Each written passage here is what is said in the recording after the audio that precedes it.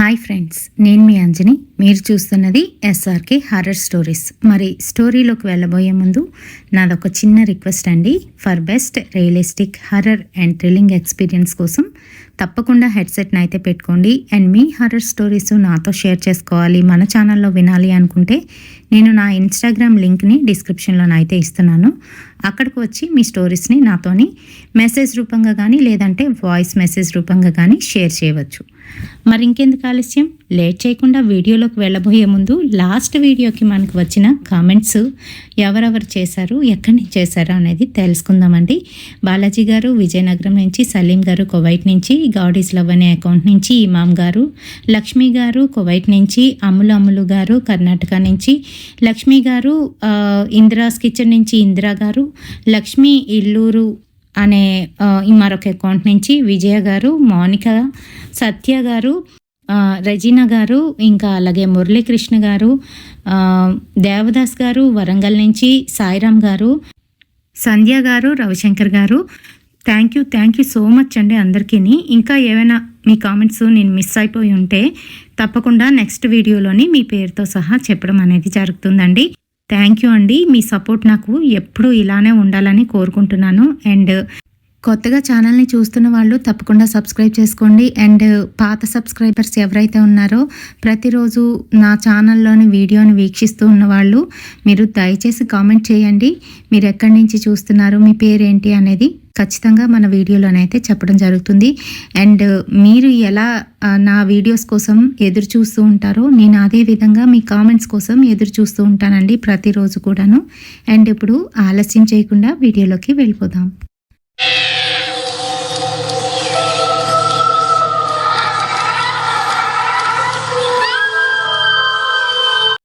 మరి ఇది మనకి రాజమండ్రి నుంచి అయితే వచ్చిందండి. లక్ష్మి గారు తన లైఫ్లోని జరిగిన రియల్ ఇన్సిడెంట్ని మనతోనైతే షేర్ చేసుకున్నారు. అయితే తన చిన్నప్పటి నుంచి కూడాను తనకి ఇలాంటి నెగిటివ్ ఎంటిటీస్ కనిపించడం ఇలాంటివి చాలా జరుగుతూ ఉండేదంట. తనది ప్రాపర్ రాజమండ్రి, కాకపోతే తనకి మ్యారేజ్ అయిన తర్వాత వాళ్ళ హస్బెండ్ ఎస్ఏ అవ్వడంతో తను ఏంటంటే హైదరాబాద్కి షిఫ్ట్ అయిపోయారంట.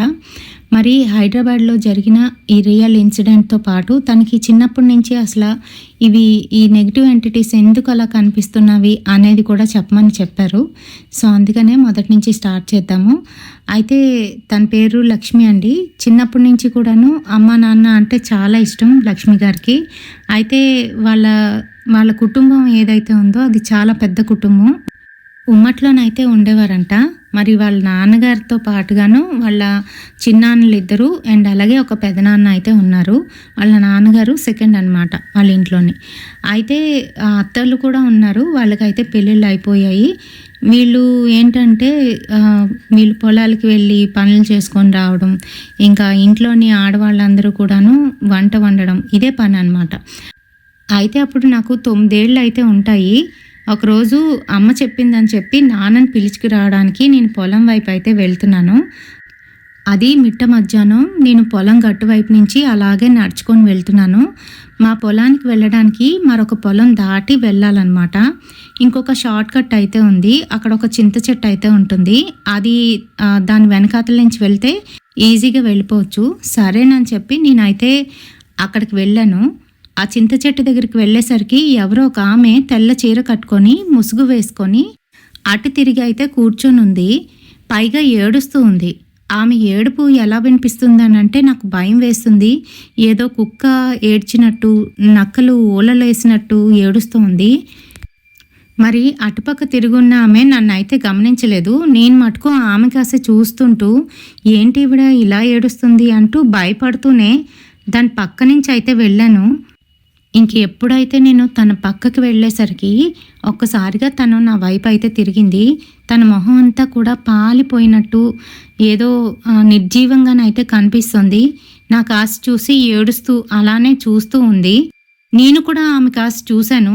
ఎప్పుడైతే నేను తన కాస్త చూశానో ఇలా రా అంటూ తన చేతులు చాచి తన వైపు రమ్మన్నట్టుగా పిలుస్తూ ఉంది. నేనైతే ఇంకా అటుపక్కకు తిరగకుండా మరోవైపు చూస్తూ పరిగెత్తుకుంటూ మా పొలం వైపు అయితే వెళ్ళిపోయాను. అప్పుడైతే నాకు అర్థం కాలేదు. మరి పొలంలోకి వెళ్ళిన తర్వాత నేనైతే వణికిపోతున్నాను. ఎందుకు నాకు ఆ వణుకొచ్చిందో కూడా నాకు అర్థం కాలేదు. మా నాన్న నన్ను చూసి "ఏమైందమ్మా" అంటే "ఏం లేదు, ఏం లేదు" అంటూ అక్కడ అక్కడ ఒక ఆవిడ కూర్చొని ఏడుస్తుంది నాన్న, నాకు చాలా భయం వేసింది అని చెప్పాను. అంతే మా నాన్నకైతే అర్థమైంది. మీ అమ్మ ఇప్పుడు ఈ సమయంలో పంపించడం ఏంటి నిన్ను? అయినా ఎవరినైనా తోడు పంపించాలి కదా! నువ్వొక్కదానివే ఎందుకొచ్చావు అంటూ వణికిపోతున్న నా కాస్త చూస్తూ మంచినీళ్ళు తాగు అంటూ మంచినీళ్ళు అయితే ఇచ్చారు. కొంచెంగా తాగాను కానీ నాకు అసలు వణుకైతే ఆగటం లేదు. ఇంకా అక్కడే ఒక చిన్న పాక అయితే ఉండేది పొలం లోపల. అక్కడికి వెళ్ళి లోపలికి వెళ్ళి కాసేపు పడుకో, నా పని చేసుకొని ఇద్దరం కలిసి వెళ్ళిపోదాం అని చెప్పారు. నేను ఇంక లోపలికి వెళ్తూ ఉంటే మా నాన్నకి ఎందుకో డౌట్ వచ్చి నా చెయ్యి అయితే పట్టుకున్నారు. అంతే, నా ఒళ్ళు పూర్తిగాను కాలుతూ ఉంది. నాన్నకైతే అర్థమైపోయింది. ఇంకా పొలంలోని పని అక్కడికక్కడే ఆపేసి నా వెనకాతలే ఇంటికైతే వచ్చేసారు. మళ్ళీ ఆ దారంట కాకుండా వేరే దారంట అయితే వచ్చాము ఇద్దరమేని. మరి ఇంటికి వచ్చాక మా అమ్మనైతే చెడమెడ తిట్టేశారు. నీకేం పని లేదా, చిన్నపిల్లని ఆ సమయంలో పంపిస్తావా అంటూ. మా అమ్మ ఇక్కడే కదా దగ్గరేనని పంపించాను అని అంటూ ఉంటే, చూడు ఇప్పుడు నీ వల్లనే ఇలా అయ్యింది అంటూ. సరే ఇంకా నాకైతే ఒక 3-4 డేస్ ఫీవర్ అయితే అలానే ఉంది, అస్సలు తగ్గలేదు. ఇంకా మా నాన్నకైతే అర్థమైంది ఇంక ఇది ఇలా తగ్గేది కాదని చెప్పి నాకైతే గుడికి తీసుకువెళ్ళారు. ఆంజనేయ స్వామి గుడికి తీసుకువెళ్ళి బొట్టది పెట్టించి అక్కడ అయ్యవారి చేత రక్ష అయితే కట్టించారు. ఆ తర్వాతే నాకు ఫీవర్ అయితే తగ్గిపోయింది. ఇంకా అటుపక్కకి వెళ్ళొద్దు అని చెప్పి అక్కడ పూజారి గారు అయితే చెప్పేశారు, అమ్మాయిని ఒంటరిగా వదలకండి అని చెప్తూ నా జాతకం కూడా అడిగారు. మరి నాన్నగారేమో నా జాతకం కూడా ఇచ్చారు. నా జాతకం చూసిన తర్వాత ఆయనకైతే అర్థమైపోయింది, అమ్మాయికి ఇలాంటివి కనిపిస్తాయి, ఇప్పుడు 9వ ఏడు కదా, ఇంక ఇక్కడి నుంచి జాగ్రత్తగా చూసుకోండి అని చెప్పేసి మమ్మల్ని అయితే పంపించేశారు. ఇంకా అక్కడి నుంచి మొదలు నాకు మొదటిసారి అది కనిపించడం, ఆ తర్వాత అప్పుడప్పుడు నేను ఒంటరిగా ఎక్కడికైనా వెళ్తున్నప్పుడు ఖచ్చితంగా ఏవైనా అలాంటివి కనిపిస్తూ ఉండేవి. భయంతో నేను ఒంటరిగా వెళ్ళడమే మానేశాను. పైగా అమ్మ కూడాను నన్ను ఒంటరిగానైతే పంపించడం మానేసింది. ఎక్కడికైనా వెళ్ళాలి అనుకుంటే అన్నయ్యని తోడిచ్చి పంపించేది. అయితే ఇలా ఉంటుండగా నాకైతే అప్పటికి 12 ఏళ్ళు అయితే వచ్చాయి. నేను స్కూల్కి వెళ్ళి ఇంటికైతే తిన్నంగా రాకుండా మా ఫ్రెండ్స్తో కలిసి వాళ్ళ పొలాల్లో వీళ్ళ పొలాల్లోకి వెళ్ళి మామిడికాయలు అవి తెంపుకొని అక్కడ కాసేపు అసుకు కొట్టి ఆ తర్వాత ఇంటికి రావడం ప్రతిరోజు అలవాటు. స్కూలు త్వరగా విడిచిపెట్టినప్పటికీ కూడా లేట్గానైతే వస్తూ ఉండేదాన్ని. మా అమ్మ తిడుతూ ఉండేది. ఒకరోజు అలాగే మరి ఆ రోజు శనివారం కావడంతో తలకి స్నానం చేసుకొని స్కూల్కి అయితే వెళ్ళాను. సాటర్డే అందరికీ హాఫ్ డేనే. సరే మధ్యాహ్నం మనందరం పొలానికి వెళ్దామా అని అంటూ ఉంటే, మధ్యాహ్నం ఎందుకే, వద్దు, కావాలంటే రేపు మనందరం అక్కడ పొలంలో కలుసుకొని ఆడుకుందాం అని మా ఫ్రెండ్ రాణి అయితే చెప్తుంది. కానీ నేను మటుకు ఒప్పుకోకుండా ఈరోజే వెళ్దామని గోల్ అయితే చేస్తున్నాను. నువ్వెన్నైనా చెప్పు, ఈరోజు వద్దు అని వాళ్ళందరూ అయితే అనేశారు. చా అని అనుకున్నాను. ఈలోగా ఉన్నట్టుండి నా కడుపులోని విపరీతంగా నొప్పి అయితే మొదలైపోయింది. నాకేం జరుగుతుందో నాకే తెలీదు, ఏడుస్తున్నాను బాగాను. ఇంకా మా టీచర్కి అర్థమయ్యి ఇంటికి వెళ్ళిపో అంటూ నన్ను అయితే ఇంటికి పంపించేసింది. అప్పటికి ఇంకా మధ్యాహ్నం అవ్వడానికి ఇంకొక గంట అయితే ఉంటుంది. లాస్ట్ పీరియడ్ నేను వదిలేసి ఇంటికైతే బయలుదేరాను. ఇంటికి వస్తున్న నేను తిన్నంగా ఇంటికి రాకుండా వాళ్ళందరూ రాపోతే పోయారు. నేను ఆ పొలంలో నుంచి ఇంటికి వెళ్దామని అనుకున్నాను. కానీ నాకు అప్పటికి ఇంకా కొంచెం భయం అయితే ఉంది. ఎందుకనంటే నేను సింగిల్గా ఉన్నాను. సర్లే ఏదైతే అది అయ్యింది అని చెప్పి తెల్లవారుజామే కదా అని ఆ పొలం వైపు అయితే వెళ్ళాను. మరి ఆ పొలం చుట్టూ అంతా కూడాను కొబ్బరి చెట్లు అయితే ఉంటాయి. మధ్యలోనే ఒక దగ్గర మామిడి చెట్లు ఉంటాయన్నమాట. మరి నేను ఆ మామిడి చెట్ల వైపు అయితే వెళ్తున్నాను. ఈలోగా పక్కనున్న బావి దగ్గర ఎవరో కూర్చున్నట్టుగానైతే అనిపించింది. నా పనేదో నేను చూసుకోకుండా ఎవరది అని అటుపక్క అయితే తిరిగి చూసేసరికి ఒక మగతను బట్టలు లేకుండానైతే ఉన్నాడు. నాకు ఇంకా భయం వేసి అక్కడి నుంచి పరిగెట్టుకుంటూ ఇంటికైతే వచ్చేసాను. మరి ఇంటికి వచ్చిన తర్వాత కడుపులో నొప్పి చాలా ఎక్కువ అయిపోయింది. ఎందుకే ఇప్పుడు వచ్చేసావు అని అంటే, ఏం లేదు నాకు కడుపులో నొప్పి వస్తుందని అంటే టీచర్ పంపించేసింది అని చెప్పాను. మరి సాయంత్రం 4 అలా అవుతున్న సమయానికి నేను రజస్వల అయితే అయ్యాను. మరి మా అమ్మ వాళ్ళు చాలా హడావుడి అయితే చేశారు. కానీ నాకు మటుకు ఒంట్లో అస్సలు బాగలేదు, నీరసంగా అనిపించింది. పైగా జ్వరం కూడా వచ్చేసింది. సరే నన్ను చాప వేసి మరో దగ్గర అయితే కూర్చోబెట్టారు. అన్నీ కూడా అయ్యాయి. ఆ రోజు రాత్రి మనకి వేరేగా అన్నీ ఇస్తారు కదా!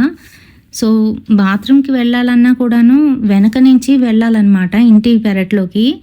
రాత్రి 1 అయితే అవుతుంది. అందరూ పడుకున్నారు. అప్పుడు నేను బాత్రూమ్‌కైతే వెళ్ళవలసొచ్చింది. ఇంక అమ్మని లేపితే అమ్మ తిడుతుందని చెప్పి మెల్లగా అక్కడి నుంచి లేచి వెనక్కైతే వెళ్ళాను. అలా వెళ్తున్న సమయంలోని నేను ఎవరినైతే ఆ పొలంలో చూశానో అదే మనిషి అక్కడ బట్టలు లేకుండా నన్నే చూస్తూ నవ్వుతూ నించొని చూస్తున్నాడు. నాకు చాలా భయం వేసింది. ఇంకా నేను గట్టిగా అరుచుకుంటూ కిందనైతే పడిపోయాను కళ్ళు తిరిగి. ఎందుకనంటే చాలా నీరసంగా ఉన్నాను నేను. నా అరుపు విని మా అమ్మ వాళ్ళు వెనక్కైతే వచ్చారు. ఇదేంటి ఒక్కరిదాయి మమ్మల్ని లేపకుండా వచ్చేసింది అని. ఇంకా అక్కడి నుంచి నన్ను లోపలికైతే తీసుకొచ్చారు. ఏమైంది ఏంటి అని అంటే భయపడిపోతున్నాను. వాళ్ళకి చెప్పడానికి కూడా నాకు సిగ్గేస్తుంది. పైగా నేనప్పుడు చిన్నదాన్ని కాబట్టి ఏమీ చెప్పలేకపోయాను. ఎవరో నన్నే చూస్తున్నారు, వెనకాతలున్నారు అని అన్నాను. ఆ మాటకి మా అమ్మ నాకు దిష్టి తీసి ఒక నిమ్మకాయ అయితే కట్టింది. ఈ నిమ్మకాయ నీ దగ్గర పెట్టుకో, బయటికి వెళ్ళేటప్పుడు కూడానే ఈ నిమ్మకాయ నీ దగ్గర ఉంచుకో అని చెప్పేసింది. సరేనని నిమ్మకాయనైతే గట్టిగా పట్టుకున్నాను. దేవుణ్ణైతే తలుచుకుంటున్నాను. భయం వేస్తుంది. కరెక్ట్‌గాను అదంతా సద్దుమడిగి 3 గంటలైతే అవుతుంది. అప్పటికి నాకు పూర్తిగా నిద్రలోకైతే జారుకున్నాను. మరి ఆ సమయంలోని నా పక్కనే నా చాప దగ్గర ఎవరో కూర్చున్నట్టుగానైతే అనిపించింది. ఈ సమయంలో నన్ను ఎవరు ముట్టుకోరు కదా, ఎవరొచ్చి అలా కూర్చున్నారు అని అనుకున్నాను. సరే నాకు నిద్ర లేకపోవడంతోని పూర్తిగా నిద్ర మత్తులోనైతే ఉన్నాను.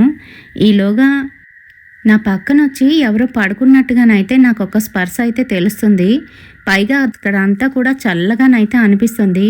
నాకేంటో డౌట్ వచ్చి కళ్ళిప్పి చూసేసరికి వెనకన నన్ను ఎవరో గట్టిగానైతే పట్టుకొని పడుకున్నట్టుగా అనిపించింది. అంతే, గట్టిగా అరుస్తూ లేచి కూర్చున్నాను. ఏంటి పిల్ల, ఏమైంది అంటూ మళ్ళీ మా అమ్మ వచ్చి ఏమైందే నీకు, ఎందుకలా అరుస్తున్నావు అని అడిగింది. ఏం లేదు ఏం లేదు, ఎవరో నా పక్కనొచ్చి పడుకున్నారు అని చెప్పాను. అంతే, మా అమ్మకైతే అర్థమైంది. గట్టిగా తిట్టడం అయితే మొదలుపెట్టింది. బూతి తిట్లు అయితే తిడుతుంది. కాళ్ళ దగ్గర చెప్పులు, ఇంకా అలాగే చీపురు చాట ఇవన్నీ తెచ్చి పడేసింది. నా చుట్టూ కూడా అవి పెట్టి ఇంకేం రావులే, నువ్వు పడుకో జాగ్రత్తగా, కదలొద్దు, బయటికి వెళ్ళాలన్నా వాష్రూమ్కి వెళ్ళాలన్నా నన్ను పిల్లు అని చెప్పి వెళ్ళిపోయింది. ఇంకా అక్కడ మా అత్త అయితే పడుకుంది నా పక్కన కొంచెం దూరంలోని. సరే ఇంకా నేను ఎలాగోట్లా ఆ రోజు అయితే పడుకుని పోయాను. మర్నాటికి నాకు జ్వరం అయితే ఎక్కువైపోయింది. మా వాళ్ళందరూ కూడా సంతోషంగా ఉన్నారు కానీ నాకు మటుకు నీరసంగా జ్వరంతోని ఏదోలా అయితే ఉన్నాను. మరి 9 రోజులు అయిన తర్వాత నాకు స్నానం అయితే చేపించారు.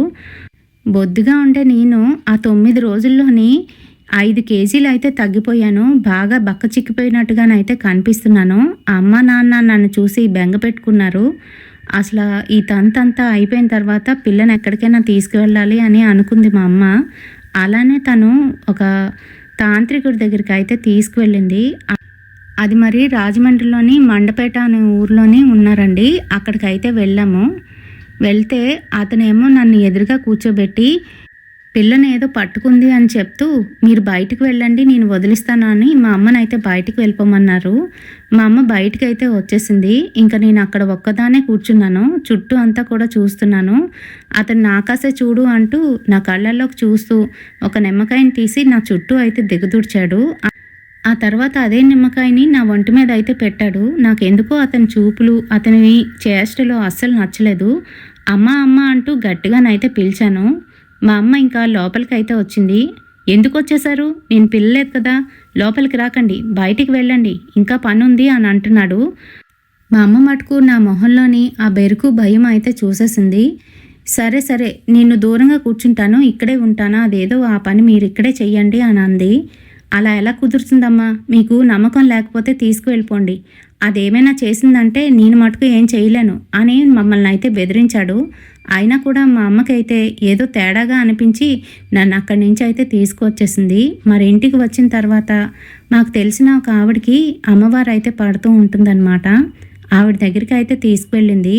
ఎప్పుడైతే అక్కడికి వెళ్ళానో లోపల ఆవిడ నన్ను చూసి దగ్గరికి అయితే పిలిచింది. ఆవిడ నన్ను చిన్నారి అని పిలుస్తుంది. ఏంటి చిన్నారి, ఏమైంది, ఎవరు నీ పక్కనున్నారు అని అడుగుతుంది. నేనేమీ మాట్లాడకుండా అటు ఇటు అయితే చూస్తున్నాను.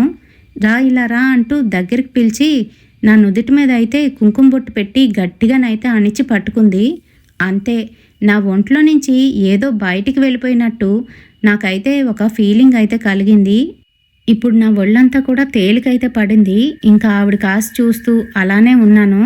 నా కళ్ళల్లో నుంచి ఎందుకో నీళ్ళైతే వచ్చేసాయి. ఇంకా మా అమ్మ అదంతా చూసి ఏం జరిగిందమ్మా అని అడుగుతూ ఉంటే వెంటనే ఆమెకి అమ్మవారు అయితే పూనింది.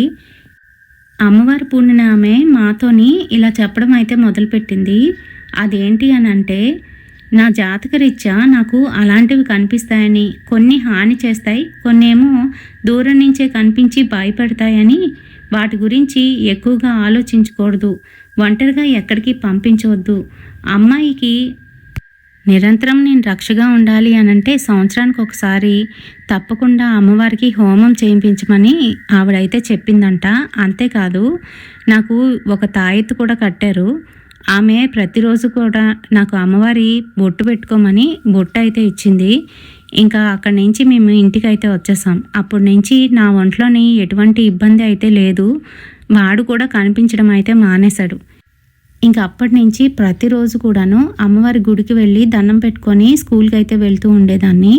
మరి అలాగే నాకు అప్పటికి 16 ఇయర్స్ అయితే వచ్చేసాయి.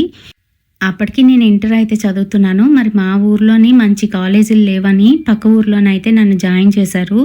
ప్రతిరోజు బస్కి అయితే వెళ్తూ వస్తూ ఉండేదాన్ని. నాకు తోడు ఇంకొక 2-3 ఫ్రెండ్స్ అయితే ఉన్నారు.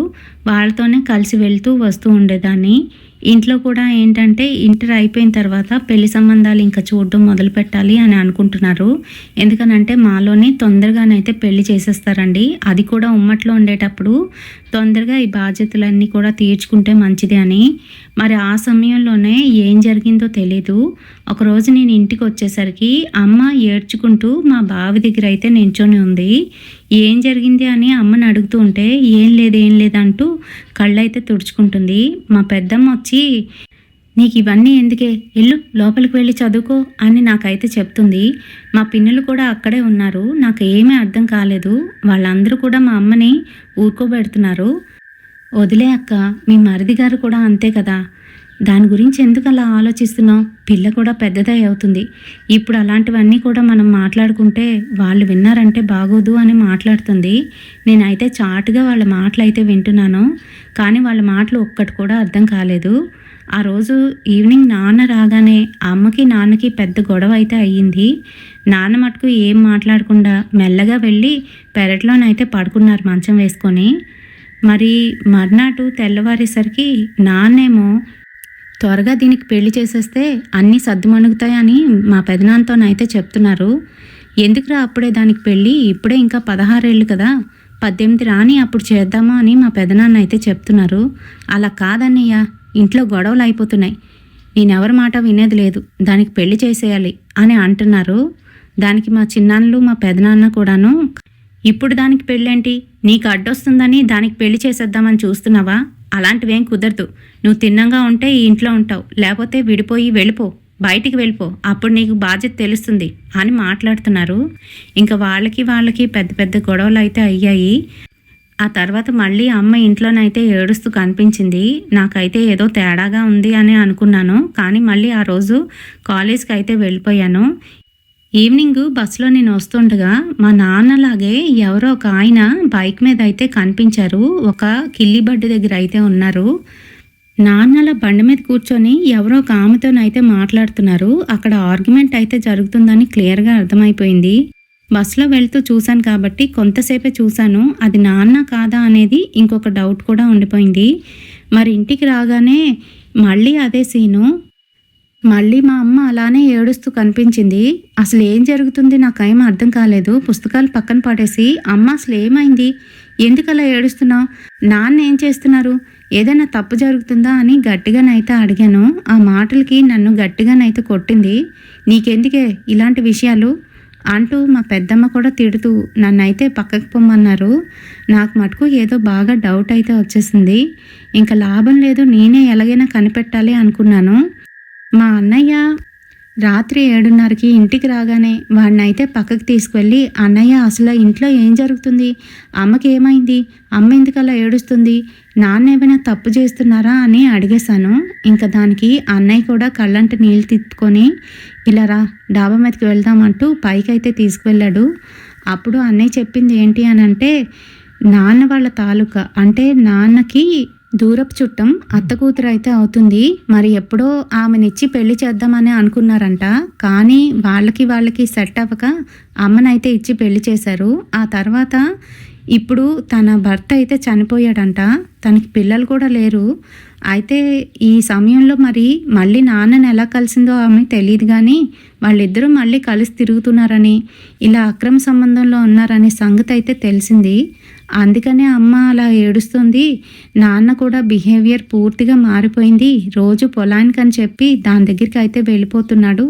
పైగా తాగి వస్తున్నాడు. అందుకనే పెరట్లో మంచం వేసుకొని అలా పడుకుంటున్నాడు అని చెప్పేసరికి నాకైతే ఏడుపు వచ్చేసింది. మా అన్నయ్యని పట్టుకొని ఏడ్చేశాను. ఇప్పుడు ఎలా నాన్నని మళ్ళీ మన వైపు ఎలా మార్చుకునేది? అమ్మ అందుకేనే ఏడుస్తుంది అంటూ నాకైతే బాధ వచ్చేసింది. ఇంకా దానికి మా అన్నయ్య అయితే, ఇవన్నీ ఆలోచించుకు, నువ్వు చక్కగా చదువుకో, నాన్న అందుకనే నీకు త్వరగా పెళ్లి చేసి పంపించేద్దామని చూస్తున్నాడు అని చెప్పారు. ఇంకా మరి నాకైతే ఇంకా ఏడుపు వచ్చేసింది. కిందకైతే వెళ్ళాను. అమ్మని గట్టిగా పట్టుకొని ఏడ్చేశాను. ఇంకా ఆ రోజు నాన్న వచ్చినా కూడా నేను అస్సలు ఏం మాట్లాడలేదు. పైగా అతను కూడా ఏం మాట్లాడకుండా తాగేసి ఉండడంతో వెనకాతలు అయితే పడుకున్నారు. ఇంకా పెదనాన్న చిన్నాన్నలు వెళ్ళి, ఏంట్రా నీ పరిస్థితి, ఎందుకు ఇలా అవుతున్నావు, మా పరువు తీస్తావా ఏంటి అని గట్టిగానైతే మాట్లాడుతున్నారు. ఆ మాటలకి ఏం మాట్లాడకుండా అలానే అటు తిరిగి పడుకుండిపోయారు నాన్న. ఇంకా అర్ధరాత్రి అవుతుంది. అప్పటికి ఒక 1:30 అలా అవుతుందేమో. నాన్న లేచి కూర్చొని గట్టిగా వాంతి చేయడం అయితే మొదలుపెట్టారు. అంత బ్యాడ్ స్మెల్, పూర్తిగా తాగి ఉన్నారనమాట. ఆ సమయంలో పాపం మెలకువ తెచ్చుకొని అమ్మే బయటికి వెళ్ళి అతనికి పూర్తిగా క్లీన్ చేసి అక్కడంతా కూడా తుడిచి శుభ్రం చేసింది. అదంతా చూస్తున్న నాకైతే చాలా బాధ అనిపించింది. అంతలా చేస్తున్నా కూడా నమ్మక ద్రోహం, అమ్మ మటుకు నాన్నని వదలలేదు అనిపించింది. ఇంకా మర్నాడు తెల్లవారే నాన్న లేచి శుభ్రంగా రెడీ అయ్యి మళ్ళీ బయటికి వెళ్ళడానికైతే రెడీ అవుతున్నారు. ఆ టైంలోనే అమ్మ వెళ్ళి, ఎందుకు ఇలా చేస్తున్నారు, నన్ను నా పిల్లల్ని అన్యాయం చేస్తారా అంటూ నాన్నతోనైతే గొడవ పెట్టుకుంది. మీ వల్ల ఊర్లోని మన పరువు పోతుంది, మన ఇంటి పరువు అంటూ ఏడుస్తుంది. ఆ మాటలకి నాన్న మటుకు కోపంగా చూస్తూ, అయితే ఏం చేస్తావు, ఏం చేయమంటావు, నేను తన దగ్గరికే వెళ్తాను, నాకు అదంటేనే ఇష్టం అనుకుంటూ వెళ్ళిపోయారు. ఇంక ఏం మాట్లాడకుండా అమ్మ మళ్ళీ ఏడ్చుకుంటూ అలానే కూర్చుంది. అలా 1 మంత్ అయితే గడిచిపోయింది. మెల్లమెల్లగా అందరూ కూడాను వదిలేశారు. నాన్న ఎలా పోతే పోని, మనం జాగ్రత్తగా ఉండాలి అంటూ మా అమ్మ కూడా తన పని అయితే తను చేసుకుంటుంది. కానీ డల్గానైతే ఉండేది. మరి అలానే 1 ఇయర్ అయితే గడిచిపోయింది. మెల్లమెల్లగా ఇంట్లోని కూడాను పరిస్థితులన్నీ కూడా తారుమారు అయిపోతున్నాయి. నాన్న ప్రతిరోజు కూడాను దాని దగ్గరికి అయితే వెళ్తూ ఉండేవారు. అంతేకాదు పొలం మీద వచ్చిన డబ్బులు కూడా దానికి పెడుతూ ఉండేవారు. అదేమో ఒక ఇల్లు అయితే కట్టించుకుంది. మరి మేమేమో మాకు కాలేజీ ఫీజు కట్టడానికి కూడా నాన్న దగ్గర డబ్బులు ఉండేవి కాదు. మా పెదనాన్న చిన్నాన్నలు అయితే ఇచ్చేవారు. అలానే మా అన్నయ్య డిప్లొమా అయితే కంప్లీట్ చేసి ఒక కంపెనీలోనే జాబ్ అయితే పట్టేశాడు. మరి నా సంగతి చూస్తే నాది ఇంటర్ అయితే అయిపోయింది, డిగ్రీలోకి వచ్చాను. నాకైతే పెళ్లి చేయాలని మా పెదనాన్న చిన్నాన్నలు అయితే అనుకున్నారు. ఎందుకనంటే మా నాన్న పరిస్థితి అలా ఉంటే తర్వాత రోజుల్లోని నన్ను పెళ్లి చేసుకోవడానికి ఎవరు రారు అని భయపడ్డారు. మరి అలానే మా పెదనాన్న నాకు ఒక మంచి సంబంధం అయితే చూశారు. మా ఆయన గారు ఎస్ఐగా చేస్తున్నారు అప్పటికే. మరి ఆయనకి వేరొక ఊరు అయితే ట్రాన్స్ఫర్ అవ్వబోతుంది. ఆ టైంలోని నన్ను ఇచ్చి పెళ్ళి అయితే చేసేసారు. మరి పెళ్లి చేశారు, కానీ నాన్నగారి పరిస్థితి చూస్తూ ఉంటే మరీ దారుణంగానైతే తయారవుతుంది. నా పెళ్లిలోని కూడాను అతనైతే సరిగ్గా లేరు. వచ్చినా కూడా తాగేసి వచ్చారు. మరి మా వాళ్ళ మటుకు ఏమీ అనుకోలేదు. ఇంకొక విషయం ఏంటి అని అంటే, మా ఆయన గారికి తను చిన్నప్పుడే వాళ్ళ అమ్మగారు అయితే చనిపోయారు. అంటే తను ఇంటర్లో ఉన్న సమయంలోని వాళ్ళ నాన్నగారు ఒక్కలే, తనకి ఇంకొక 2 తమ్ముళ్ళు అయితే ఉంటున్నారు. మరి వాళ్ళ నాన్నగారు ఊర్లోనే పొలాన్ని చూసుకొని వాళ్ళ తమ్ముళ్ళని చూసుకుంటూ ఉండేవారు. వాళ్ళలోని పెద్ద అబ్బాయి ఉద్యోగం అయితే చేస్తున్నాడు, రెండోవాడు చదువుకుంటున్నాడు. ఇంకాను మా దగ్గర ఎవరు ఉండేవారు కాదు. మేమైతే మరి ఈయనకి హైదరాబాద్ ట్రాన్స్ఫర్ అవ్వడంతో హైదరాబాద్ అయితే వెళ్ళిపోయాము. నాకింకా ఊర్లో విషయాలు ఏమీ కూడా తెలియవు. నేను కూడా పట్టించుకోవడం మానేశాను. ఎందుకనంటే అమ్మ నాకొక్కటే చెప్పింది, "నీ జీవితం, నీ బ్రతుకు నువ్వు చూసుకో. నా గురించి ఆలోచించకమ్మా. ఇంకా అన్నీ అయిపోయాయి" అని ఒకటే చెప్తూ ఉండేది. నేను కూడా ఏంటనంటే మా ఆయన నన్ను బాగా చూసుకోవడం వలన ఆ విషయాలన్నీ కూడా నేను మర్చిపోయాను. అయితే ఎప్పుడైతే నేను మా ఊరు దాటి మరొక ఊరు హైదరాబాద్ వచ్చానో అప్పటి వరకు అమ్మవారి ఆశీర్వాదం నాతోనైతే ఉంది. ఆ తర్వాత హైదరాబాద్ వచ్చిన తర్వాత నేను కూడా పూర్తిగా మర్చిపోయాను. గుడికైతే వెళ్ళేదాన్ని కాదు. మరి మియాపూర్‌లోని ఒక రెంటెడ్ హౌస్‌లోనైతే ఉండేవాళ్ళమి. అదేంటి అనంటే గ్రూప్ హౌస్ అనమాట. ఆ గ్రూప్ హౌస్‌లోని ఒక ఇల్లు అయితే తీసుకున్నాము. అది ఫస్ట్ మేము చూడ్డానికి వెళ్ళినప్పుడు చాలా చెత్తగా అంతా బూజులు పట్టేసి అయితే ఉన్నాయి. ఏంటి ఇలా ఉంది ఇల్లు అని అంటే, లేదు లేదు ఇదంతా క్లీన్ చేయించి ఇస్తారు, మనం రెంట్ మాట్లాడుకుంటే అని మా వారైతే చెప్పేశారు. మరి రెంట్ మాట్లాడుకొని ఇంట్లోకైతే వచ్చి పాలు పొంగించుకున్నాము. అప్పటి వరకు నాకు ఎటువంటి చేడులు పీడలు లేవు కాబట్టి నేనైతే ఆ విషయాన్ని పూర్తిగా మర్చిపోయాను. కానీ ఆ ఇంట్లోకి వచ్చిన మొదటి రోజే నాకైతే ఏంటో చాలా ఇబ్బందికరంగా అనిపించింది. ఆ రోజైతే అస్సలు నిద్ర పట్టలేదు. చికాగ్గా కూడా ఉంది. మా వారైతే ఇంట్లో దిగిన రోజే డ్యూటీలోనైతే జాయిన్ అయిపోయారు. మరి ఆయన నన్ను అన్ని జాగ్రత్తగా చూసుకో అని చెప్పి తనైతే వెళ్ళిపోయాడు. నేను అన్నీ కూడా క్లీన్గా చేసుకొని అన్నీ సర్దుకుంటున్నాను. మేము ఉండేది సెకండ్ ఫ్లోర్లోని. అవి 5 ఫ్లోర్స్ అనమాట. ఒక్కొక్క ఫ్లోర్కి ఒక్కొక్క ఇల్లు అయితే ఉంటుంది. మరి అంతా క్లీన్ చేసుకుంటున్న సమయంలోని బాల్కనీ నుంచి ఏవో చప్పుళ్ళు అయితే వినిపించాయి. ఏంటబ్బా అని చెప్పి బాల్కనీ డోర్ ఓపెన్ చేసేసరికి వెనకాతలు చూస్తే అదంతా కూడా శ్మశానం. నాకు అర్థమైపోయింది, అమ్మో ఇలాంటి చోటు తీసుకొచ్చి పెట్టాడేంటి ఈయన అనుకున్నాను. ఇంకా బాల్కనీ తలుపులు అయితే తీయకుండా వేసేసాను. మరి మిగతావన్నీ కూడా సర్దుకొని మధ్యాహ్న సమయంలోని కాసేపు పడుకుందాం కదా అని రూమ్లోకి వెళ్ళి బెడ్ మీద పడుకున్నానో లేదో బాగా నిద్ర అయితే పట్టేసింది. అలసిపోయి ఉన్నాను కదా, అందుకే నిద్ర పట్టిందే అనుకున్నాను.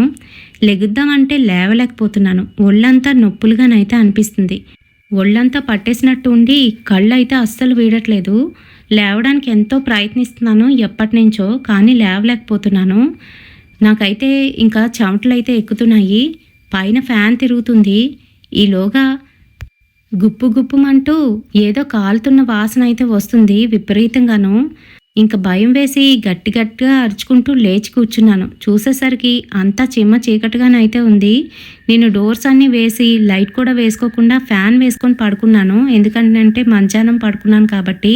అప్పుడు చూస్తే టైం ఏమో 5:30 అయితే అయిపోయింది. ఇంక వెంటనే లేచి బయటికి వచ్చి టీ అయితే పెట్టుకున్నాను. వెంటనే టీ తాగుతూ అదే ఆలోచిస్తున్నాను. అసలు ఏంటి, ఏదో వాసన వచ్చింది అంటూ అంతా చెక్ చేశాను. కానీ ఎక్కడ ఏది కూడా కాలినట్టుగా అయితే కనిపించలేదు. ఇంకా బయటికి వెళ్ళి అంతా కూడా చూస్తున్నాను. మా ఎదురుగా ఉన్న ఒక అపార్ట్మెంట్లో నుంచి ఒక అతను అయితే నన్నే చూస్తూ లోపలికైతే వెళ్ళిపోయాడు. నాకేం అర్థం కాలేదు అతను ఎందుకు అలా చూశాడో అనేది. సరే ఇంకా నేను లోపలికైతే వచ్చేసాను. ఈలోగా మా వారైతే వచ్చారు. ఈరోజు సినిమాకి వెళ్దామా అనుకుంటూ. నాకైతే సినిమాకి వెళ్ళే మూడ్ అయితే అస్సలు లేదు. సరే ఆయన అంటున్నారు కదా అని చెప్పి పదండి వెళ్దాం అన్నాను. మేము రెడీ అయ్యి సినిమాకైతే వెళ్ళాం. నైట్ షో చూసుకొని నైట్ 12:30కి ఇంటికైతే వచ్చాము. ఇంక ఇంటి డోర్ ఓపెన్ చేసామో లేదో అంతే గుప్పు గుప్పుమంటూ ఏదో కాలుతున్న వాసన అయితే బీభత్సంగా వచ్చేసింది. వెంటనే లోపలికి వెళ్ళి అంతా కూడా చెక్ చేసి చూస్తే ఎక్కడ ఏమీ లేదు. అసలు కాలిన వాసన ఎక్కడి నుంచి వస్తుందో అర్థం కాలేదు. మా వారైతే నన్ను బయటనే ఉండమని చెప్పి లోపలికి వెళ్ళి టార్చ్ వేసి అంతా కూడా చెక్ చేశారు. ఎక్కడ ఏవి కూడా కాలినట్టుగానైతే కనిపించలేదు. మరి మొత్తానికి లైట్లన్నీ వేసి లోపలికి రా అన్నారు. ఏంటి ఇలా వాసన వస్తుంది, ఏమై ఉంటుంది అని నన్ను అయితే అడిగారు. ఏమోనండి నాకు తెలీదు, మధ్యాహ్నం నేను పడుకున్నానా అప్పుడు కూడా ఇలానే వాసన వచ్చింది అని చెప్పాను. సరే ఇంకా మా పనులన్నీ నేను చేసుకొని పడుకుండేసరికి 1 గంట అయితే అయిపోయింది. ఆ సమయంలోని బాల్కనీలో మళ్ళీ ఏదో చప్పుడు. అది ఎలా అంటే ఎవరో నడుస్తున్నట్టుగా అటు ఇటు నడుస్తున్నట్టుగా నిద్ర పట్టకపోతే ఎలా వస్తుందో చప్పుడు అలా అయితే వస్తుంది. ఇంకా బయటికి వెళ్దామంటే అదొక భయం. ఏమండి బాల్కనీలోని ఎవరో నడుస్తున్నట్టున్నారు చూడండి అంటూ మా ఆయనకైతే చెప్పాను. అయితే మా వారు మటుకు పడుకోనివే, ఎవరొస్తారు బాల్కనీలోకి, ఆ గ్రిల్స్ అన్నీ పట్టుకొని ఎవడు ఎక్కలేళ్ళే, నువ్వు పడుకో అంతా నీ భ్రమ అని నాకైతే చెప్పేశారు. ఇంక నేను కూడా ఏం మాట్లాడకుండా పడుకున్నాను. అప్పటికి ఇంకా 1:30 అయితే అవుతుంది. ఎందుకో సడన్గా తెలివొచ్చింది. కళ్ళిప్పి చూసేసరికి ఫ్యాన్ మీద ఎవరో కూర్చున్నట్టుగానైతే కనిపిస్తున్నారు. అది కూడా జుత్తులు విరబూసుకొని కడుపుతోనైతే ఉంది. పూర్తిగాను ఒళ్ళంతా కాలిపోయి అతి భయంకరంగానైతే కనిపిస్తుంది. దాని చర్మం నుంచి వచ్చిన చీము నెత్తురు నా మీదైతే పడుతున్నాయి. అంతే, అది చూసి నేను గట్టిగా అరుస్తూ లేచి కూర్చున్నాను. మా వారు ఏమైంది అంటూ లైట్ అయితే వేశారు. చూస్తే అక్కడ ఏమీ లేదు. నేనే ఊరుకూరుకునే అరుస్తున్నాను. ఇదంతా నా కళ అని అనుకున్నాను. నిజంగా కళేనా లేకపోతే నిజమేనా అని ఆలోచిస్తుంటే మా వారు ఏం జరిగింది అని అడుగుతున్నారు. కానీ నేను మటుకు ఏం మాట్లాడకుండా ఏం లేదు అంటూ మళ్ళీ అమ్మవారి బొట్టు తీసి పెట్టుకొని పడుకుని పోయాను. ఇంకా మర్నాడు తెల్లవారే మా వారైతే ఆఫీస్కి వెళ్ళిపోయారు. నేను కాయగూరలు కానీ బయటికైతే వెళ్ళి ఇంటికి వచ్చేసరికి మళ్ళీ అలానే గుప్పుమంటూ ఆ కాలిన వాసన వస్తూ ఉంటే, ఈసారి మటుకు ఆ వాసన పీలుస్తుంటే నాకు రాత్రిగా కనిపించిన ఆ అమ్మాయి గుర్తుకొస్తుంది. భయంతోని హళ్ళిపోయాను. తలుపులన్నీ తీసేసి ఇంట్లోని స్ప్రే ఉంటే స్ప్రే అంతా కొట్టేశాను. ఆ తర్వాత వంట వండుదామని గ్యాస్ స్టవ్ దగ్గరికి వెళ్ళేసరికి అక్కడ కిందనేమో ఏవో మరకలు కనిపిస్తున్నాయి. అప్పటి వరకు నేనైతే చూసుకోలేదు. అది గ్యాస్ బండ్ పక్కనే ఆ మరకలు కనిపించడంతోనే నేను దగ్గరికి వెళ్ళి చూస్తూ ఉంటే ఎవరో నా వెనక నుంచి వచ్చి నన్నైతే ముందుకు తోసేశారు. నేను అనుకోకుండా ముందుకైతే పడిపోయాను. అక్కడున్న గచ్చు అయితే కాలికి తగిలేసింది. అబ్బా అనుకుంటూ లేచి కూర్చున్నాను. వెంటనే వెనక్కి తిరిగి చూశాను. కానీ అక్కడ ఎవ్వరూ లేరు. నా ఒళ్ళంతా చెమటలు పట్టేసింది. మళ్ళీ చిన్నప్పట్లాగా నాకు అవి కనిపిస్తున్నాయా అని అనుకుంటూనే అక్కడి నుంచి గబగబా వంట చేసి బయటకైతే వచ్చేసాను. ఈలోగా మా వారైతే కాల్ చేశారు.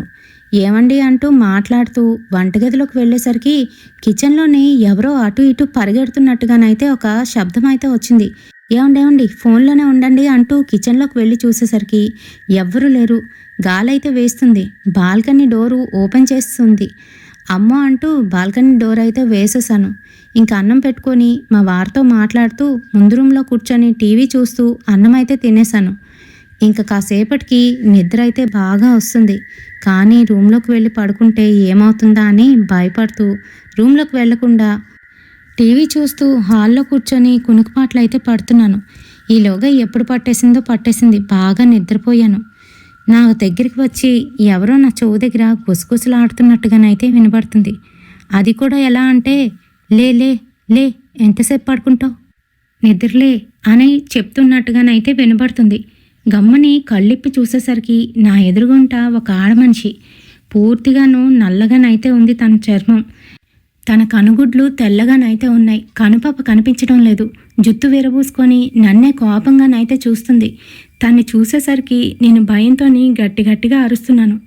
ఎందుకు ఇంట్లో ఉన్నారు, వెళ్ళిపో, పో అంటూ గట్టిగా మాట్లాడుతుంది. దాని మాటలు వింటుంటే నాకైతే భయం వేస్తుంది. ఒళ్ళంతా కూడా వణికిపోతూ అక్కడి నుంచి లేచి వెళ్ళిపోదామంటే కదలలేకపోతున్నాను. కాళ్ళు రెండు కూడాను బరువెక్కిపోయాయి. ఇంకా నేను గట్టిగా అరుస్తూ తుల్లిపడి లేచి నించున్నాను. అంతే, అక్కడ ఎవరూ లేరు. టీవీ అలానే మోగుతూ ఉంది.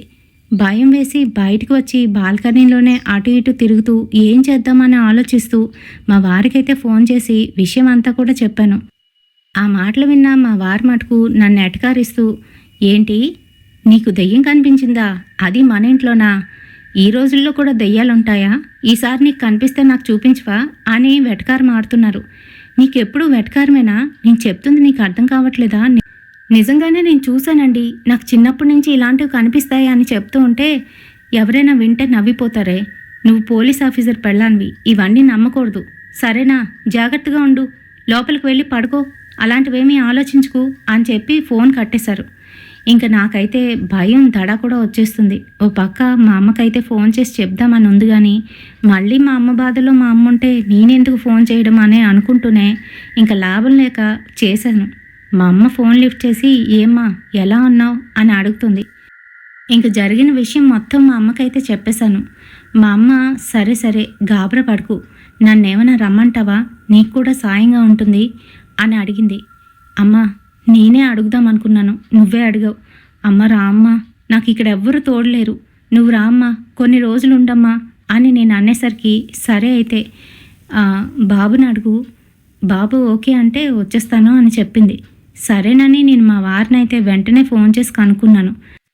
మా వారు నవ్వుతూ, ఈ మాత్రం దానికే నాకు ఫోన్ చేసి అడగాలా, మీ అమ్మగారే కదా రాని, వస్తే నీకు కూడా తోడుగా ఉంటారు, కాస్త మనకి కూడా బాగుంటుంది అని అన్నారు.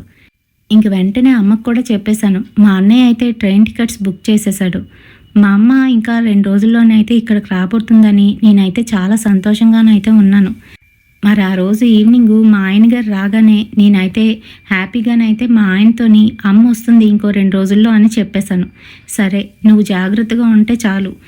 అవును దెయ్యం అన్నావు ఏదే అని అడిగారు. నాకైతే చాలా చిరాకు కోపం కూడా వచ్చేసింది. మీకు ఇప్పుడు అలాగనే ఉంటుంది. నిజంగానండి, నిజంగానే ఇక్కడ ఏదో ఉంది అని చెప్తున్నాను. సరే సరే నేను స్నానానికి వెళ్తున్నాను, తొందరగా భోజనం పెట్టేసాయి, నేను మళ్ళీ నైట్ షిఫ్ట్కి వెళ్ళాలి అని చెప్పారు. అంతే, నా గుండెల్లోని రాయి అయితే పడిపోయింది. ఏంటి నైట్ షిఫ్టా? మరి నేను ఒక్కదానే ఎలా ఉండను, నాకు చాలా భయం వేస్తుందండి అని అంటూ ఉంటే మా ఆయన గారు, దానికి నేను ఇంకొక ఏర్పాటు చేశానులే, మాకు తెలిసిన వాళ్ళు ఇక్కడ ఉన్నారు దగ్గరలోని, వాళ్ళ అమ్మాయిని రమ్మన్నాను, నాకు చెల్లెలు వరుస అవుతుంది, తను వస్తానని చెప్పిందిలే, కంగారు పడుకో అని చెప్పి తనైతే స్నానానికి వెళ్ళారు. మరి అప్పుడే కరెంట్ అయితే పోయింది. ఈలోగా జనరేటర్ ఆన్ చేసేలోపు తినైతే లోపలికి వెళ్ళారు. లోపలికి వెళ్ళేసరికి బాత్రూంలో అంతా కూడాను చాలా బ్యాడ్ స్మెల్ అయితే వస్తుంది. అది కూడా ఎలా అంటే కాలిపోయిన వాసన. ముందు రోజు మేము ఏదైతే ఫీల్ అయ్యామో అలానే. ఈలోపు ఆయన బయటకైతే వచ్చేసారు. ఏంటి బాత్రూమ్ అంతా అంత బ్యాడ్ స్మెల్ వస్తుంది అని అడుగుతూ, ఏమోనండి నాకు తెలీదు, సరే కరెంట్ వచ్చాక వెళ్దురులేండి అని నేనైతే ఆపేశాను. ఈలోగా క్యాండిల్ వెలిగిద్దామని వంటగదిలోకి అయితే వెళ్ళాను. వెళ్ళేసరికి అక్కడ నించొని నన్నే చూస్తూ కోపంగానైతే, పో ఎందుకొచ్చావు, పో ఉండొద్దని చెప్పానా అని గట్టిగట్టిగా రంకులేస్తుంది. ఆ మాటలు నాకు తప్ప ఆయనకి మటుకు వినబడట్లేదు. ఏమండి అంటూ గట్టిగానైతే అరిచేశాను. మా ఆయన ఏమైందని వంటగదిలోకి వచ్చేసరికి ఈలోగా కరెంటే వచ్చేసింది. అక్కడ ఎవ్వరూ లేరు. మా ఆయన అదంతా చూసి, ఎందుకే అలా అరుస్తావు, నీకేమైనా పిచ్చుందా ఏంటి, ఇక్కడ ఎవ్వరూ లేరు, ఎందుకంత గట్టిగట్టిగా అరుస్తున్నావు అని అడుగుతూ ఉంటే, ఏమండి నేను ఇక్కడే చూశానండి దాన్ని అని అంటూ ఉన్నా కూడా మా ఆయన అయితే అదేం పట్టించుకోలేదు. సరే సరే నాకు చిరాగ్గా ఉంది, స్నానానికి వెళ్తున్నాను, ముందు అన్నం వడ్డించే అంటూ బాత్రూమ్ వైపు వెళ్తూ ఉంటే బాత్రూంలో ఎవరో నీళ్లు వంపుతున్నట్టుగా శబ్దం అయితే వినిపించింది. అప్పటి వరకు నాతో ఆర్గ్యుమెంట్ చేసిన ఆయన, అది మా రూమ్లో నుంచే వస్తుందా లేకపోతే బయట నుంచా అంటూ మెల్లగా డోర్ దగ్గరికి వెళ్ళి చెవు పెట్టి వింటున్నారంట. నీళ్లు వంపుతున్నట్టుగా క్లియర్గానైతే వినబడింది. అంతే, తనకి భయం వేసి వెంటనే లైట్ ఆన్ చేసి ఓపెన్ చేసేసరికి లోపల ఎవరూ లేరు. కిందనంతా మటుకు తడిగానైతే కనబడుతుంది. మరి ఆ బెడ్రూమ్లో ఉన్న బాత్రూమ్ని కేవలం మేము స్నానాల కోసం మాత్రమే వాడతాము. మరి అలాంటిది ఇప్పటి వరకు నీళ్ళు వంపినట్టు అంత తడిగా ఉండడం ఏంటి? ఆయన ఆశ్చర్యపోతూ లోపలికి అలానే వెళ్ళి ఏమవుతుంది అసలు అని ఆలోచిస్తూ నాకైతే ఏం చెప్పకుండా స్నానం చేసి అయితే వచ్చేశారు. నేను భోజనం పెడితే తింటున్నారు కానీ ఏదో ఆలోచిస్తున్నారు. న్యూస్ పెట్టమంటారా అని అంటే, వద్దొద్దు ఏం వద్దు కానీ కూర్చో, అసలు ఏం చూసావు అని నన్నైతే అడుగుతున్నారు. ఇప్పుడు వరకు తిట్టిన ఆయన మళ్ళీ ఏం చూసావని అడుగుతున్నారేంటి అని అనుకుంటూనే జరిగిందంతా కూడా చెప్పాను. ఓహో సరే సరే, నేను కూడా కొత్తే కదా ఈ ఊరికి, నాకు కూడా ఏం తెలీదు దీని గురించి, సరే కానీ ఉండు ఒక్క నిమిషం అంటూ తనైతే వాళ్ళ కజిన్కి కాల్ చేసి నువ్వు త్వరగా రావే అని చెప్పారు. తనైతే వచ్చేసింది. మరి తను నన్ను జాగ్రత్తగా చూసుకోమని చెప్పి తనైతే డ్యూటీకి వెళ్ళిపోయారు. మరి రాత్రి మేమిద్దరమే ఉండడంతో ఫస్ట్ అయితే కొంతసేపు టీవీ చూసాము, ఆ తర్వాత ఇద్దరం కూడా మాట్లాడుకున్నాము. వాళ్ళన్నీ చిన్నప్పుడు చేసిన విషయాలన్నీ కూడా చెప్తుంది. ఈలోగా మళ్ళీ వంటగదిలో నుంచి నాకైతే శబ్దాలు వినబడుతున్నాయి. ఈసారి ఆ అమ్మాయికి కూడా వినిపిస్తున్నాయి. వదిన ఎవరో ఉన్నట్టున్నారు వంటగదిలో, ఏంటి ఆ శబ్దాలు, ఒకసారి వెళ్ళి చూద్దాం పదా అంటూ లైట్లు ఆన్ చేసుకొని వెళ్ళేసరికి అక్కడ ఎవరూ లేరు. అదేంటి నీకు వినిపించలేదా వదిన అని అడిగింది. బయట నుంచి వస్తున్నాయమ్మా అని నేనైతే అబద్ధం చెప్పాను. ఎందుకనంటే తన్ని కూడా భయపెట్టిన దాన్ని అవుతానని. మరి అయితే ఆ రోజు అలానే గడిచిపోయింది.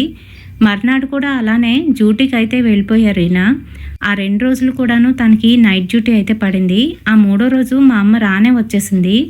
ఇంకా మా అమ్మతోని జరిగిన విషయాలన్నీ కూడా చెప్తూ అమ్మకి ఎలా ఉంది ఏంటి అన్నీ కనుక్కున్నాను. నాన్నగారి పరిస్థితి అయితే మరీ దారుణంగా ఉంది. ఇప్పుడు అదైతే కంప్లీట్గా వదిలేసింది, కానీ ఈయన ఆరోగ్యం మటుకు చెడిపోయింది అని చెప్పింది. ఆ తర్వాత మధ్యాహ్నం వంట వండేసి చక్కగా ఇద్దరు కబుర్లు చెప్పుకుంటూ టీవీ అయితే చూస్తున్నాము. ఈలోగా బాల్కనీ నుంచి ఏవో శబ్దాలు అయితే వినబడుతున్నాయి. మా అమ్మ ఏదో వినబడుతుందే, ఎవరో ఉన్నట్టున్నారు అని అంటే, అదేనమ్మా చెప్పాను కదా దీని గురించే అని అంది. అంటే అంతా నీ భ్రమ, అదేం అయ్యుండదులే అంటూ మా అమ్మ అయితే మెల్లగా నడుచుకొని వెళ్ళి బాల్కనీ డోర్ అయితే ఓపెన్ చేసింది. అక్కడ ఎవ్వరూ లేరు, ఖాళీ ప్లే గ్రౌండ్ అయితే కనిపిస్తుంది. అటుపక్క అంతా ఏంటి అలా ఉంది అని అంటే, అదంతా శ్మశానం అమ్మ, తలుపు తీయొద్దు వేసే అంటూ నేనైతే దగ్గరికి వెళ్ళి వేసేసాను. మరి అప్పటికే అమ్మకి కాస్త నిద్ర అయితే వస్తుంది. అమ్మకి వేరే రూమ్ ఏర్పాటు చేసినప్పటికీ కూడాను మా వారు ఎలాగా లేరు కాబట్టి మా రూమ్లో పడుకుందాం రామ్మ అంటూ పిలిచాను. సరే ఇంక ఇద్దరం పడుకున్నాము. కాసేపు ఏదో మాట్లాడుతూ అమ్మ అయితే నిద్రలోకి జారుకుంది. నేను కూడా పడుకోవడానికి అయితే ప్రయత్నిస్తున్నాను. అప్పటికి 3:30 అయితే అవుతుంది మధ్యాహ్నం. ఇంకా గుప్పు గుప్పుమంటూ మళ్ళీ వాసన అయితే మొదలైంది. నా ముక్కుకైతే తాకుతుంది, కానీ నేను లేవలేకపోతున్నాను. ఈసారి నా కాళ్ళు చేతులు బిగుసుకుపోయినట్టుగానైతే అయిపోయాయి. నేను ఎంత ప్రయత్నిస్తుంటే ఇంకా అంత టైట్గానైతే అయిపోతుంది. కళ్ళు ఇప్పుదామంటే ఇప్పలేకపోతున్నాను. నా మీద వచ్చి అదైతే కూర్చుంది. నా పీక పట్టుకొని గట్టిగానైతే పిసికేస్తుంది. ఏమే వెళ్ళిపోమని చెప్పాను కదా, ఇంకా ఇక్కడే ఉంటారా మీరు? మిమ్మల్ని వెళ్ళిపోమని అంటే నువ్వు ఉండింది కాకుండాను మీ అమ్మని కూడా తీసుకొచ్చి ఇక్కడ పెడతావా? నన్ను ఇక్కడ తిరగనివ్వవా సుఖంగాను అంటూ నన్నైతే గొంతు నులిమేస్తుంది. నేను గట్టిగా దగ్గుతూ గట్టిగా అరుస్తూ లేచి కూర్చున్నాను. ఆ అమ్మకి అప్పటికే నిద్రమత్తు అయితే వదిలేసింది. ఏమవుతుంది నీకు అసలు అంటూ లేచి కూర్చుంది. ఏదో అయిపోతుంది అని అర్థమైంది అమ్మకి. వెంటనే అమ్మవారి బొట్టు తీసుకొచ్చి పెట్టింది. ఊరి నుంచి అమ్మవారి బొట్టు నా కోసమే తెచ్చింది అమ్మ. మరి అయితే ఇంకా అప్పటికి కాస్త కూల్ అయితే అయ్యాను. ఆ తర్వాత ఇలా అయ్యిందమ్మా అని చెప్తే, సరే చూద్దాం అది ఉంటుందో మనం ఉంటామో, దాని కర్మకాలి అలా ఉంది, అది మనల్ని తరిమేదేంటి అంటూ ఇష్టం వచ్చినట్టుగా బూతిట్లు అయితే తిడుతుంది. అమ్మ ఏంటి అలా తిడుతున్నా అంటే, ఇలాంటి వాటికి అలానే తిట్టాలి, అప్పుడే అవి వెళ్ళిపోతాయి, మన దగ్గరికి రావు అని అమ్మ అయితే చెప్పింది. సరేనని ఇంకా లేచి నా పనులన్నీ చేసుకుంటున్నాను. ఈలోగా అమ్మ ముందు రూమ్లోని కూర్చొని టీవీ అయితే చూస్తుంది. ఈలోగా ఎవరో వచ్చినట్టుగానైతే అనిపించింది. ఎవరని తలుపు తీసి చూసేసరికి ఆ నల్లటి ఆకారం ఒళ్ళంతా కాలిపోయిన ఆమెమో గోడ దగ్గరికి వచ్చి నించొని అమ్మనైతే పట్టుకొని బయటకైతే లాగేస్తుంది. అమ్మ గట్టిగా అరవడానికైతే ప్రయత్నిస్తుంది, కానీ అమ్మ గొంతు పెగలకుండా గొంతు అయితే నొక్కేస్తుందంట. ఇంకా అదంతా కూడా చీకటిగానైతే ఉంటుంది ఆ ఏరియా ఆ సమయంలోని. ఈలోగా నేను ఏదో చెప్దామని వంటగదిలో నుంచి బయటకు వచ్చేసరికి అమ్మ గుమ్మాన్ని పట్టుకొని వేలాడుతూ కనిపించింది. నాకేమీ అర్థం కాలేదు. అమ్మ ఏమవుతుంది అని అంటే, అమ్మ ఒక్కరిదాయే గుమ్మం మీద అటు ఇటుగానైతే అయిపోతుంది. గట్టిగా అమ్మని పట్టుకొని లోపలికైతే లాగేశాను. ఏమైందమ్మా అంటే, అమ్మ ఇంకా ఏమీ మాట్లాడలేకపోతూ ఆ ఎగుపిరి దిగుపిరి అయితే తీస్తుంది. ఈలోగా మంచినీళ్ళు తీసుకొచ్చి పట్టాను. అమ్మ అయితే కళ్ళంట నీళ్ళు పెట్టుకొని, ఎలా పడుతున్నావు తల్లి ఇలాంటి ఇబ్బందులు అంటూ ఏడ్చింది. నేను ఒక రకంగా పడితే నువ్వు ఇంకొక రకంగా పడుతున్నావా అని అంటుంది. ఆ మాటలకి నేనేం మాట్లాడలేదు, అలానే ఉండిపోయాను. నాకు కూడా బాగా ఏడ్పొచ్చింది. ఇంకా మా ఆయనగారు రాగానే మా అమ్మ అయితే, నేను నా కూతురిని తీసుకువెళ్ళిపోతాను, ఇక్కడ ఉంచేదే లేదు, అసలు ఏమైనా బాగుందా, వాస్తుపరంగా బాగుంటే సరిపోతుందా, వెనకాతలు చూస్తే నొయ్యి ముందు చూస్తే గొయ్యిలాగుంది, ఇక్కడ అంతా కూడాను చాలా ఇబ్బందికరంగానైతే ఉంది, ఈరోజు నేను చనిపోవలసింది దానివల్ల అంటూ మా అమ్మ అయితే దాని గురించి పూర్తిగా చెప్పింది. అప్పటికి కానీ మా ఆయనకి అర్థం కాలేదు నేను ఎటువంటి ట్రబుల్ని ఫేస్ చేస్తున్నాను అని. సరే అత్తయ్య గారు కంగారు పడకండి, రేపు టికెట్ చేపిస్తాను ఇద్దరికీని, ఎల్లుండి వెళ్ళిపోదురు అని చెప్పారు. అయితే 2 రోజులు కూడా మా అమ్మ అయితే ఆ ఇంట్లో ఉండడానికి చాలా భయపడింది. మొత్తానికి మర్నాడు మా వారు వెళ్ళిపోయిన తర్వాత ముందు రూమ్లోని నేను కూర్చొని టీవీ అయితే చూస్తున్నాను. మా అమ్మ టీ చేసుకొని రూమ్లోకి వచ్చేసరికి నేనైతే ముందు రూమ్లో కూర్చొని కాళ్ళ మీద కాళ్ళు వేసుకొని టీవీ చూస్తూ, మంచి నిర్ణయం తీసుకున్నావే, వెళ్ళిపోండి పొండి అంటూ మాట్లాడుతున్నానంట. ఆ మాటలకి అమ్మకి ఏమీ అర్థం కావలేదు. నా దగ్గరికి వచ్చి ఏమైంది ఏమైంది నీకు అలా మాట్లాడుతున్నావు అని అంటూ ఉంటే, ఈలోగా నేనైతే మా బెడ్రూమ్లో నుంచి కళ్ళు నలుపుకుంటూ ఏమైందమ్మా ఎవరితో మాట్లాడుతున్నావు అనుకుంటూ బయటకు వచ్చేసరికి అమ్మ షాక్ అయిపోయింది. అప్పటి వరకు అక్కడ నేను కూర్చొని ఉన్నాననే అనుకుంటుంది, కానీ అక్కడ కూర్చునేది నేను కాదని తెలుసుకొని భయపడిపోయింది. సరే ఇంకా ఆ రోజు నైట్ మా వారికైతే నార్మల్గానే మార్నింగే డ్యూటీ ఉంది. నైట్ అయితే వచ్చి మా అమ్మగారి కోసం ఏవేవో తెచ్చారు, కానీ మా అమ్మ మటుకు అవేమీ తినలేదు. భయపడిపోతూ బాబు తొందరగా ఇంటికి వెళ్ళిపోవాలి, మేము ఇక్కడ ఒక్క క్షణం కూడా ఉండలేను, అది మమ్మల్ని చాలా ఇబ్బంది పెట్టేస్తుంది అని చెప్పింది. ఇంకా మర్నాడు తెల్లవారుజామునే మేమైతే వెళ్ళిపోవాలి. ఇంకా అన్ని సూట్ కేసులు సర్దుకొని మేము బయలుదేరుతున్న సమయంలోని అమ్మ కాలు జారి మెట్ల మీద నుంచి అయితే పడిపోయింది. కాలు ఫ్రాక్చర్ అయినంత నొప్పి అయితే వచ్చేసింది. అమ్మ ఇంకా నడలేని పరిస్థితిలోనైతే అయిపోయింది. ఇంకా ఏడుపు ఇలా అలా కాదు, నేను ఇక్కడ అస్సలు ఉండను, ఎంత నొప్పి అయినా కూడా నేను ట్రైన్ ఎక్కిస్తాను, ఎక్కించే బాబు అంటూ గోలైతే పెట్టేసింది. ఇంకా మేమిద్దరం కూడాను ట్రైన్ ఎక్కిన తర్వాత కాస్త నెమ్మదించింది అమ్మకి. ఇంకా ఇంటికైతే వెళ్ళిపోయాము. మరి మేము వచ్చేసిన తర్వాత ఆయనకి కూడాను ఆ ఇంట్లోనైతే అలాంటి ఇన్సిడెంట్స్ 2-3 ఎదురయ్యాయంట. అతను స్నానం చేస్తుంటే మా బెడ్రూమ్లోని ఎవరో తిరుగుతున్నట్టుగానైతే వినిపించిందంట ఒకసారి. మరొకసారి ముందు రూమ్లో కూర్చునేటప్పుడు తనకి వంటగదిలోని ఎవరో ఉన్నట్టు బ్యాడ్ స్మెల్ రావడం, అదే కాలిపోయినట్టు స్మెల్ రావడం అయితే జరిగిందంట.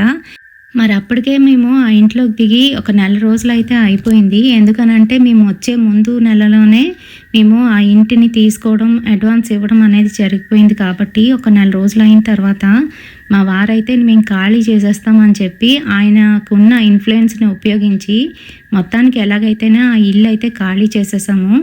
ఆ తర్వాత మా ఆయన గారు అసలు ఆ ఇంట్లో ఏం జరిగింది అనేది వాకప్ చేశారంట.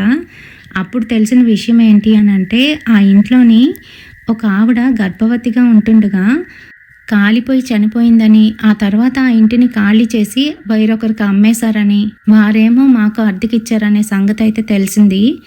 అది ఎదురింట్లో ఉన్న ఆ ముసలాయన ఆ రోజు నన్ను చూశాడు కదా, అతనే చెప్పాడంట.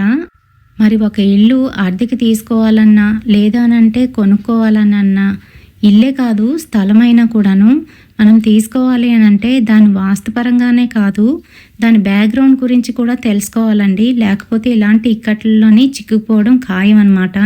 కొంతమంది అయితే మొండు పట్టుదలతోని అక్కడే ఉండిపోతూ ఉంటారు. అలా ఉండేటప్పుడు ఇంకా ఎక్కువ ట్రబుల్స్ అనేవి ఫేస్ చేయడం అనేది జరుగుతుంది.